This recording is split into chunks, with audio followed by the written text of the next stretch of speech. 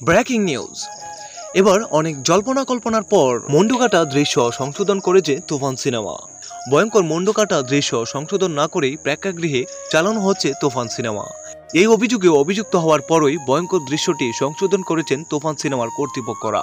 স্পর্শকতার দৃশ্য অস্পষ্ট না করে কিভাবে সেন্সর পেল, এ বিষয়ে তুফান সিনেমার পাশাপাশি সমালোচিত হয় বাংলাদেশ চলচ্চিত্র সেন্সর বোর্ড। সেন্সর বোর্ডের দিকে আঙুল উঠতে তারা বলেছেন, তুফান সিনেমার ভয়ঙ্কর দৃশ্যগুলো ব্লার অস্পষ্ট করার কথা মৌখিকভাবে বলা হয়েছিল, তবে নিয়ম নীতির তোয়াক্কা না করে কোনো পরিবর্তন ছাড়াই তুফান সিনেমা হলে চালানো হয়েছে। বিষয়টি নিয়ে তুফান সিনেমা সমালোচিত হলে ভয়ঙ্কর দৃশ্যগুলো সংশোধন করা হয়। রোববার থেকে বেশ কয়েকটি প্রেক্ষাগৃহে দেখা যাচ্ছে মন্ডকাটার দৃশ্য ব্লার করা হয়েছে।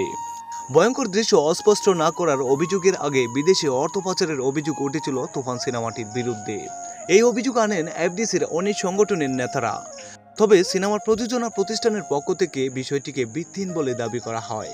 রায়হান রাফি পরিচালিত 8 কোটি টাকা ব্যয়ে নির্মিত হয় তুফান সিনেমা। এখন প্রেক্ষাগৃহে হাউসফুল চলছে এই সিনেমাটি। ঈদে মুক্তি পাওয়া 5টি সিনেমার মধ্যে দর্শকদের আগ্রহের শীর্ষে রয়েছে তুফান সিনেমা। তাছাড়া সিনেমাটির কেন্দ্রীয় চরিত্রে অভিনয় করেছেন শাকিব খান, আর গুরুত্বপূর্ণ চরিত্রে অভিনয় করেছেন চঞ্চল চৌধুরী।